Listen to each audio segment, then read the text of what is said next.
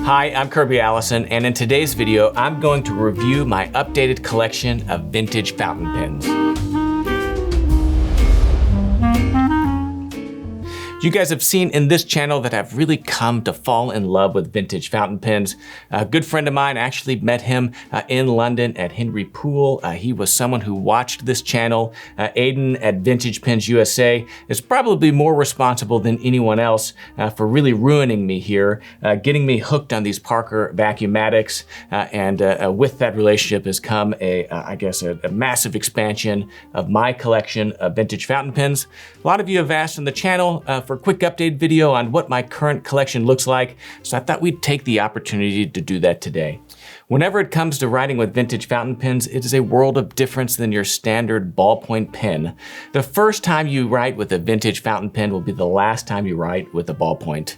There is just something to a vintage fountain pen that is simply better. The flex of the nib, the elegance of the patina, the stories behind these incredible writing instruments are really just something that I find myself enjoying every single time I write. Now I've got a large collection that's grown significantly over this last year, in many ways thanks to Aiden at Vintage Fountain Pens. I started off with a few new fountain pens, and I still have these in my collection. I can't quite bring myself to get rid of them, although I don't find myself writing with them. This is a very simple Waterman Elegance. It's a beautiful pen. I love the gold accenting here, and then just the combination of the colors. Great pen, but it just didn't have that flex. It didn't have that touch to it. Now I have two of these because I think a pair of anything is better than one, or as you've seen as I've grown this, the more the merrier. Great fountain pens, nice weight in the hand. You can buy these new, but again, they just lack that magic of a vintage fountain pen. Now, I tried to kind of experiment with this. I purchased another Waterman. Don't remember what the exact model of this one is. You can see the nib is a little bit larger. It has a little bit more flex to it than those did. But again, it just lacked kind of that elegance, if you will. That is really kind of what takes us to this pen right here. So this is a 120. This is a piston fountain pen. It has an internal chamber, you can see right here, that you can fill up via a piston. Holding it upside down, right? So you can see this is empty right now, but it allows it to hold a lot of ink. It's easy to refill. It's kind of an evolution of the Vacumatics and these other Parkers. Now, what I love about this pen is a gift from a good friend and mentor. Not only is it a beautiful color, but again, it begins to kind of show you that patina of a beautiful fountain pen. And then it just had a flex to the nib that allowed this to just write beautifully. And so this was really, I'd say, the first fountain pen that really showed to me the difference that something with a little bit of age on it can actually be significantly better than the same product new. And these nibs, with how they were made, they were stamped out versus however they make them today. It just allows that nib to have added flexibility. And this pen has gotten a lot of use. Another fountain pen, this is a beautiful one. This is the Sailor King of Pens. Now this fountain pen is massive, as you can see. Let me put this cap on and just show it to you for comparison to this Pelikan right here. Right, you can see that it is significantly larger. This was a gift from a good friend of mine for Christmas. It's a new pen, right? It's not vintage, but look at the size of that nib. It is massive. It is a desk pen, if you will. This does not leave my office. It stays on my desk. And it is an absolutely incredible pen that I've really enjoyed writing with. It's one of those gifts that, you know, whenever you receive it, you know, just really blows you away. And this was an incredibly thoughtful gift that I've really enjoyed. And it has a beautiful nib, made in Japan. Absolutely exceptional writing instrument. So then we jump over to the Parker Vacumatics. Now, which one was my first one? I think that this gray one was my first Parker Vacumatic. Now it's called the Vacumatic because it has an internal tube, right, that is filled via this like plunger or vacuum mechanism, right? So you can see a little bit of ink coming out of there. This pen was developed in the 1920s. What I like about this pen, other than just how beautifully they write, is just the iridescence, right? Beautiful iridescence, available in multiple colors, right? And therein lies kind of the collecting, right? So the only thing better than one of something is a pair. And I want to say the second Vacumatic that I purchased that Aiden helped find for me, this is beautiful brown one. Again, excellent iridescence, gold trimming here. And then I purchased this green one, right? Absolutely beautiful iridescence to the body of that pen. And then finally, this blue one right here. So again, it's fun to have different colors. Actually, this has gotten me into inks. I've got several inks to match with the pen. And I've got so many now that I'll only really keep one or two filled up at any one time to make sure that they're properly being used and the ink's not drying. Absolutely beautiful pens, and I love those Parker Vacumatics. Now we've got two other Parkers here. This is the Parker 51, another iconic, absolutely iconic pen. And this one right here in the burgundy is actually a pen that the late Queen Elizabeth had been using for her personal correspondence. So this pen also has kind of an internal vacuum mechanism right here.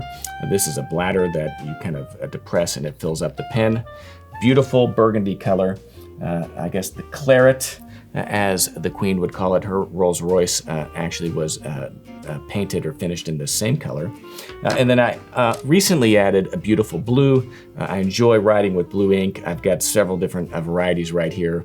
And so this Parker 51, again, beautiful, kind of sleek blue design.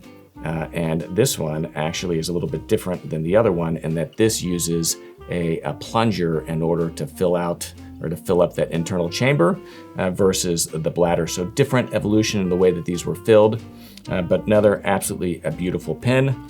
And so there you go. I mean, the problem is once you start collecting these things, you fall in love with them, and then you have a hard time stopping yourself.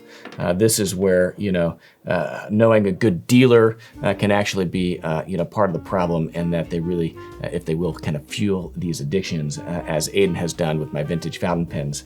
Now, over the holidays, there was another thing that I acquired that I'm hoping doesn't kind of create the same problem with collecting as Aiden has with the pens.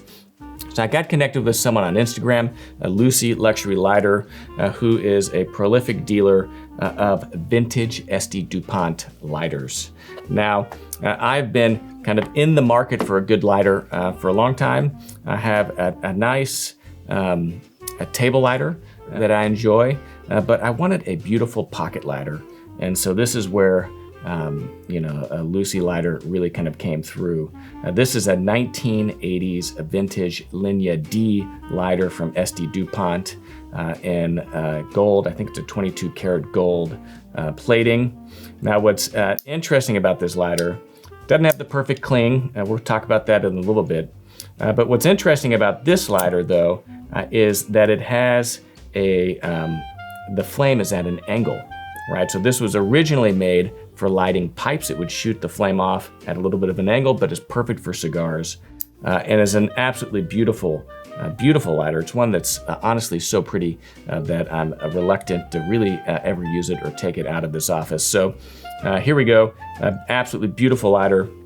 I need to find a case to this so that it doesn't get scratched up. But this was, again, 1984 model. And what was interesting is that it had all of its original paperwork in there.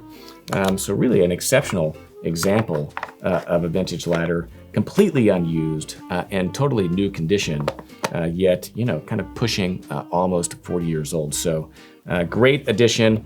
And again, I think, one of the things that I enjoy, I'm actually wearing my vintage Chopard watch today. This is a 1990s.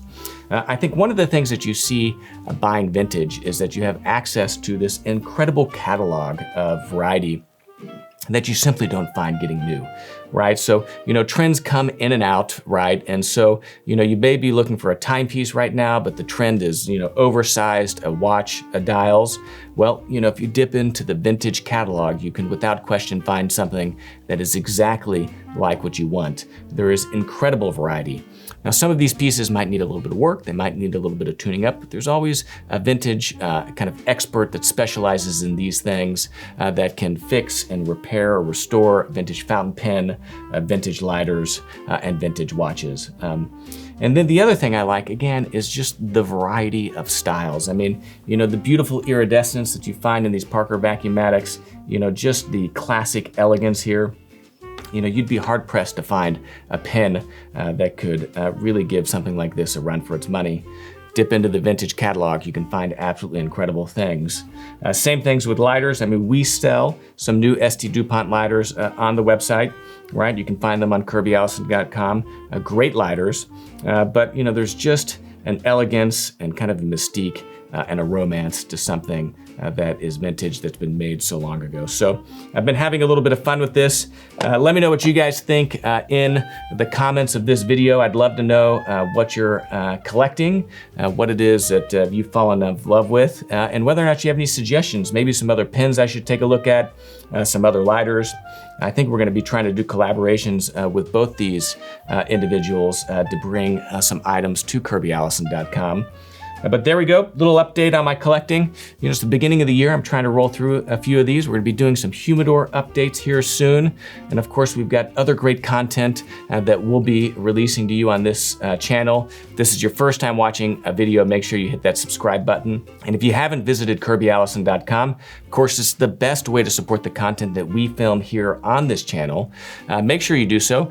There you'll find the largest collection of luxury garment care and luxury shoe care accessories in the world, as well as other great clothing accessories like this beautiful sovereign grade tie that I'm wearing right now, pocket squares, braces, socks, and so much more, all available to you on KirbyAllison.com.